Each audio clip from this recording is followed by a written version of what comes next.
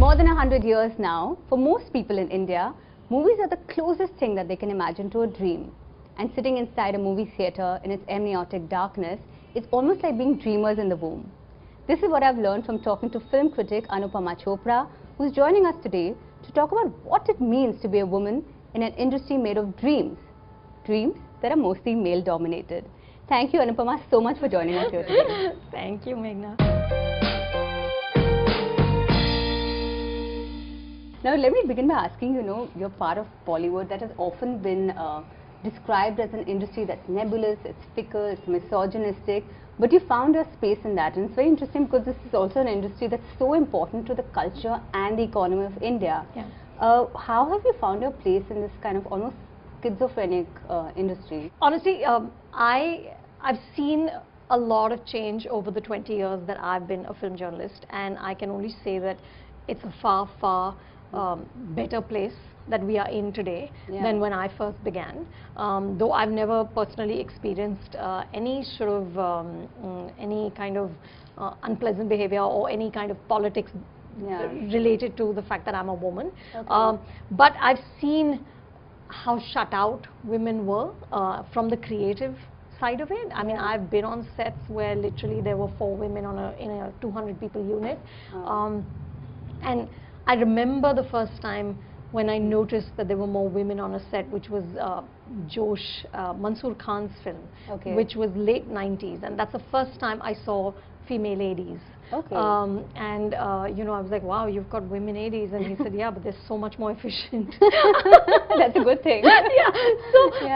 Honestly, I can't tell you that I've followed some path or I've done something. I've just worked my butt off. Yeah, worker ant, right? Yeah, I'm a worker ant. That's it. I'm a workaholic. Yeah. And I just keep working, and I don't really have the time or the energy to think too much about other stuff. Yeah. But when you joined the industry, like, in the 80s, early 90s, that time, like you said, it was very different. And you said, like, your own mom was embarrassed to talk about the fact that you were a film critic. I wasn't a film critic. I was a film journalist. I didn't begin as a film critic. I started out just in Movie Magazine, which has since shut down, not because of me, but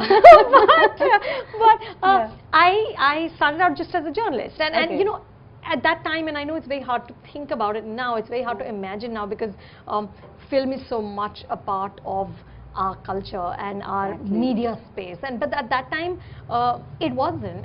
In fact, there were like 3 or 4 magazines, Filmfare, Stardust, Movie. I can't remember if Star and Style still existed or it had shut down. Okay. And there were literally a handful of us journalists, like literally 15 people who went to studios, talked to stars, wrote about it. And it wasn't looked as, I mean, films themselves were seen as very infra-dig, very, people like us, middle class, English speaking, educated people did not say, oh, we love Hindi movies. No, we didn't love Hindi movies. We watched Hollywood films, which are all like 1 year old, because nothing came. We went to Eros and Sterling, and I was very much a South Bombay kid. Yeah. I went to St. Xavier's College. That environment, you didn't say, oh, I love Hindi movies. You did. You got that. And my mother, who was part of the industry in the way that she, Kamna Chandra, she wrote Prem Rog for Raj Kapoor. She wrote Chandni for Yash Chopra. And she loved films and she loved the film industry. But the idea that her daughter would go and report on these people who were also seen as sort of unsavory.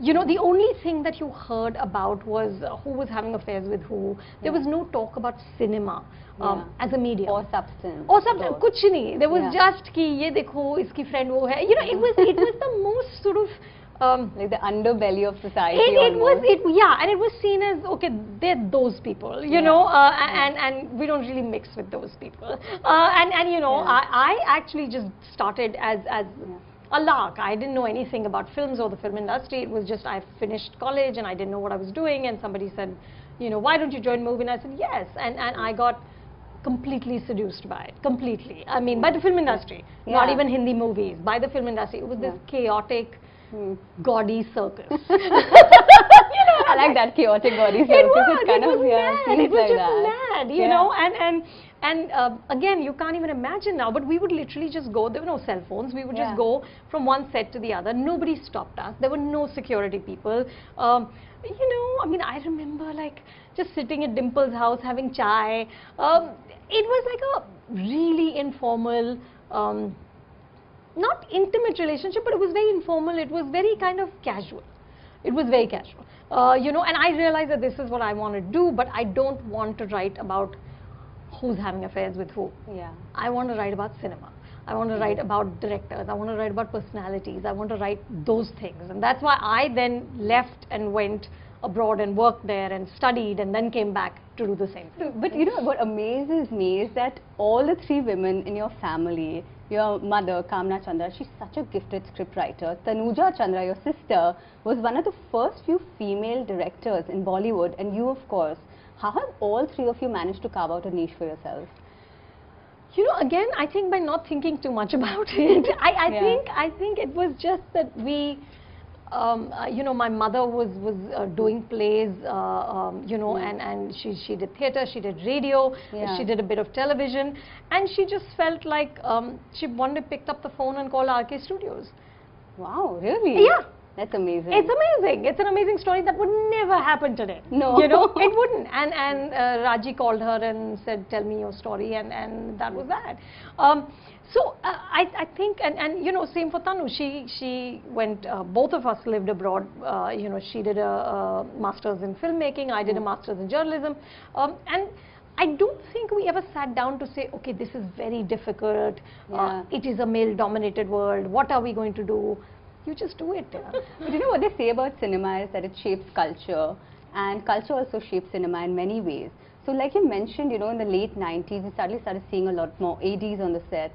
Now we're seeing such transformation. I mean, the biggest blockbusters are being led, you know, solo women leads, and it's amazing to see Kangana or NH10 or Queen do so well.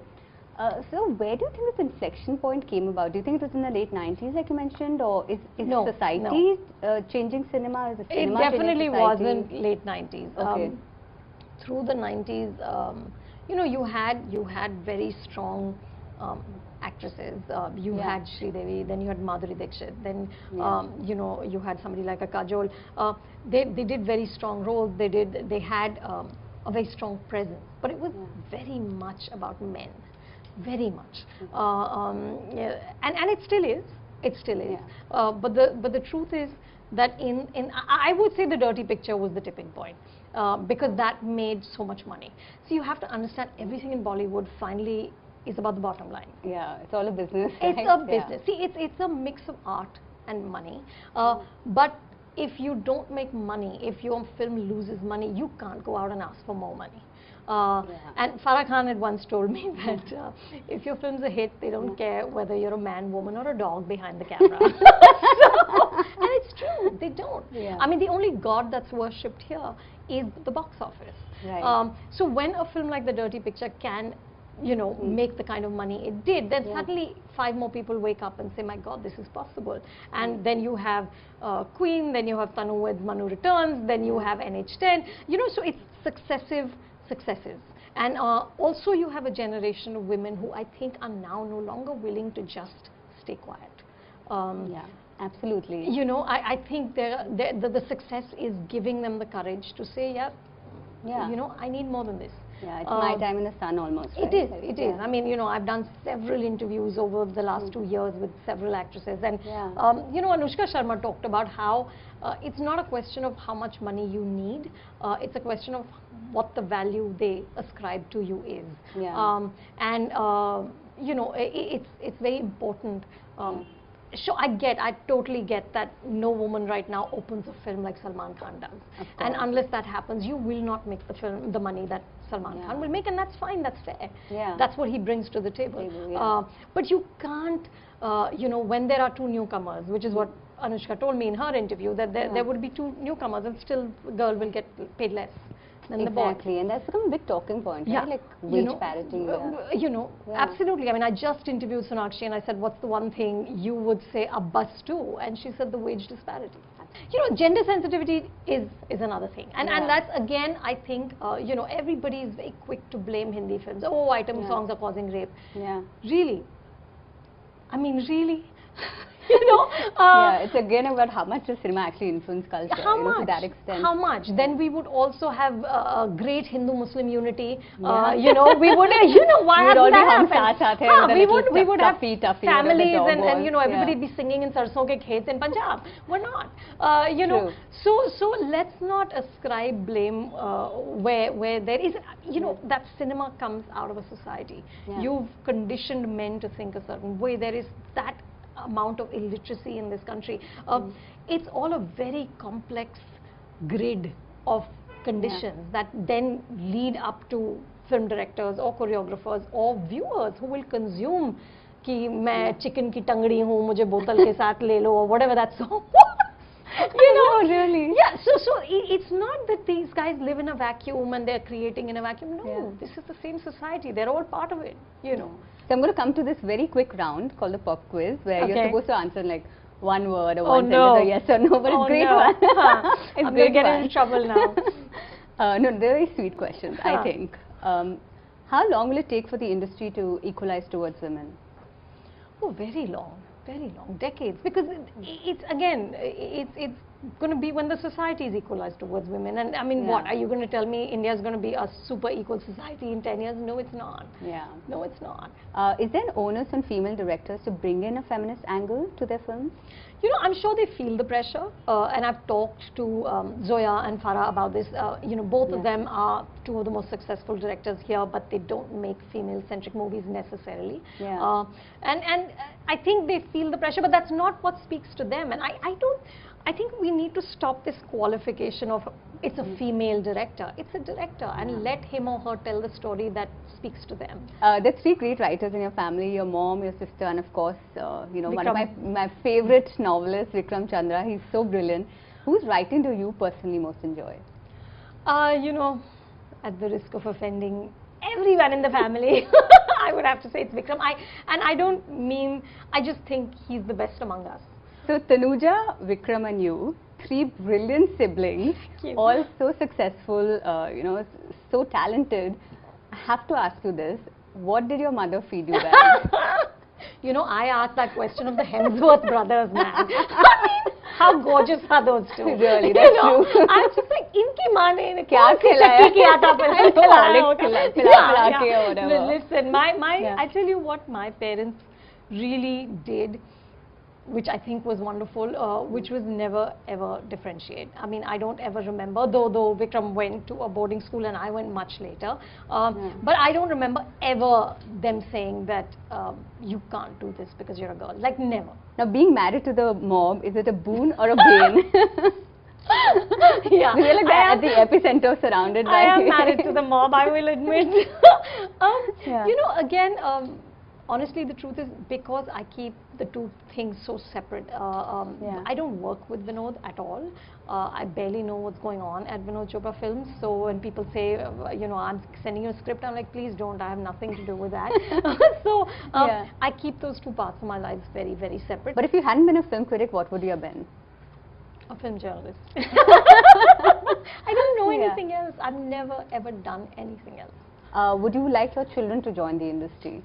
You know, at this point, they have no interest at all. My son is an aspiring cricketer, and my daughter is writing her first novel, and so neither one. I would never want or not want.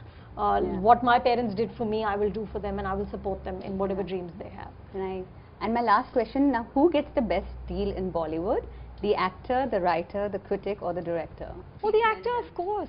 Of course, this is completely run around stars, not actors, stars. Yeah, stars. There's a difference.